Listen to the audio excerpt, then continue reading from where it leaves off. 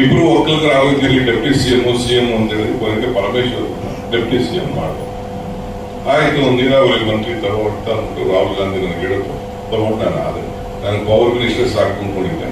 ಅವರೇ ಇಲ್ಲ 2 ಕೋಟಿ ಇಟ್ಕೊಂಡು ನಿಂಗೆ ಗೊತ್ತಾಗಲ್ಲ, ಏನು ಬೇರೆ ಇಲ್ಲ ಮಾಡಿದ್ರು. ಆಯ್ತು, ಮಾಡಿದ್ಮೇಲೆ ಅದನ್ನು ಉಳಿಸ್ಕೊಳಕ್ಕಾಗದೆ ಸ್ವಾಮಿಗಳದ್ದು ಯಾವ್ದೋ ಫಂಕ್ಷನ್ ಇತ್ತು ಅಮೆರಿಕ, ನಾವು ಹೇಳ್ತಾ ಇದೀವಿ ಪರಿಸ್ಥಿತಿ ಇದಿಲ್ಲ, ಅನ್ಸರ್ಟ್ ಹೋಗಿ ಮಾಡಿ ಅಂತಂದ್ರೆ ಮನೆಯಿಂದ ಈಚೆನೆ ಬರಲಿಲ್ಲ, ಓಟ್ಲಿಂದ ಈಚೆನೆ ಬರಲಿಲ್ಲ, ಒಂದು ಕ್ವಾರ್ಟರ್ಸ್ ಅಲ್ಲೂ ಇರಲಿಲ್ಲ.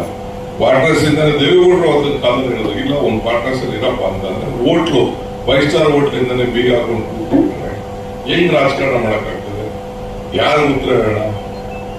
ಎಲ್ಲರೂ ಹೋಗಿ ನಮ್ಮವರು ಸೇರ್ಕೊಂಡು ಹೋಗಿ ಇಳಿಸುದು. ಸುಧಾಕರ, ನಮ್ಮ ಸೋಮಶೇಖರ್, ನಾರಾಯಣಗೌಡ, ಆ ಬಿಜೆಪಿ ದಳದಲ್ಲಿ ಇವರು ವಿಶ್ವನಾಥ್ ಎಲ್ಲ ಸೇರಿ 13 ಜನ ಹೋಗಿ ಇಳಿಸಿ ಎಲ್ಲ ಮಾಡಿ ಇಳಿಸಾಯ್ತು. ಅದು ಯೋಗಕ್ಕೆ ಯೋಗಕ್ಷೇಮ ಇಂಪಾರ್ಟೆಂಟ್.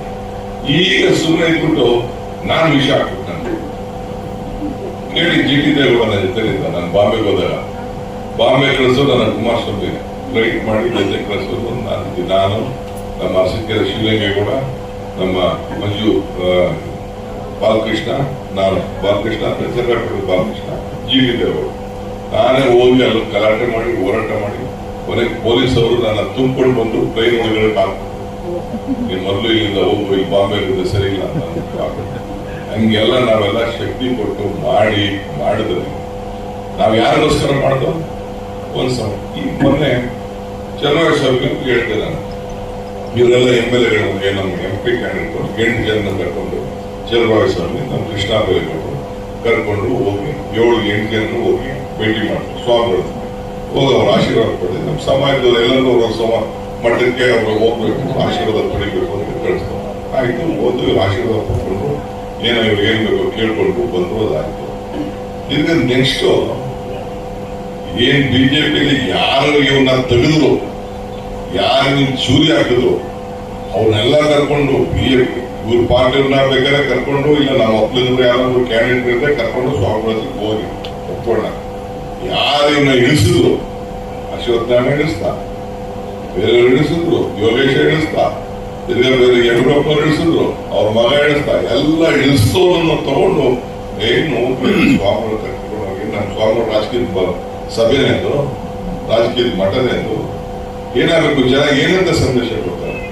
ಸ್ವಾಮಿಗಳನ್ನ ಒಂದು ಈ ಬಿಜೆಪಿ ಮಠ ಅಂತ ಅಂದ್ಬಿಟ್ಟು ಬಿಂಬಿಸಲಿ ಅನ್ನೋ ದೃಷ್ಟಿಯಿಂದ ಅವರು ಇದೇ ಇವತ್ತು ಎಲ್ಲಿ ಪ್ರೈಮ್ ಮಿನಿಸ್ಟರ್ ಭಾಷಣ ಮಾಡೋದಲ್ಲ, ಆ ಪ್ರೈಮ್ ಮಿನಿಸ್ಟರ್ ಇದೇ ಸ್ಟೇಜ್ ಅಲ್ಲಿ ಹಿಂದೆ ದೇವೇಗೌಡರ ನಾವೇನಾದ್ರು ಒಂದಿನ ಮಾತಾಡಿದ್ದೀವ?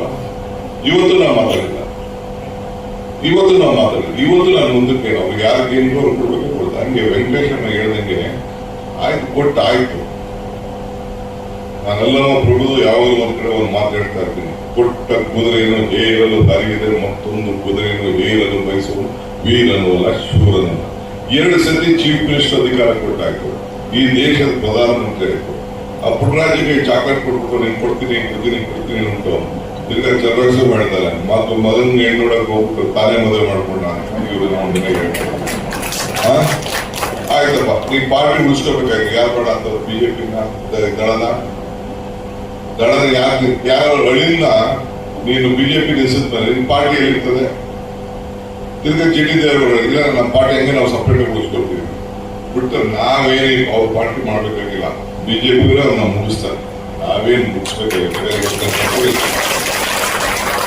ಇವತ್ತು ನಾನು ಹೇಳ್ತಾ ಇದೀನಿ, ಬೇಕಾದ್ರೆ ರೆಕಾರ್ಡ್ ಮಾಡ್ಕೊಂಡು ಚಿಂತೆ ಇಲ್ಲ, ಯಾರು ಪೇಪರ್ ಅವ್ರು ಬರೋದ್ರು ಚಿಂತೆ ಇಲ್ಲ, ನಾವೇನ್ ಮಾಡ್ಬೇಕಾಗಿಲ್ಲ. ನನಗೆ ಗೊತ್ತಿದೆ ಅವ್ರು ಏನ್ ಮಾಡ್ತಾರೆ ಅಂತ ಅಂದ್ಬಿಟ್ಟು. ಏನೇನಾಯ್ತು, ಅವ್ರ ಪಾರ್ಟಿಗೆ ಸೇರ್ಕೊಳ್ಳೋ ಪರಿಸ್ಥಿತಿ ಅಲ್ಲ, ಏನೇನಾಯ್ತು.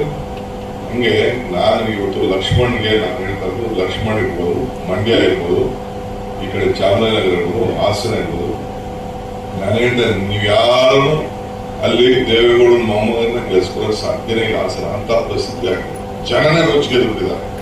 ನಾವು ಅವ್ರಿಗೆ ಇವ್ರಿಗೆ ಶ್ರೇಯಸ್ ಪಟೇಲ್ಗೆ ಕೊಟ್ಟಿದ್ದೀವಿ, ಇಲ್ಲೂ ಅಷ್ಟೇ, ಚಾಮರಾಜನಗರನೂ ಅಷ್ಟೇ. ಮಂಡ್ಯ ಏನು ಪಾಪ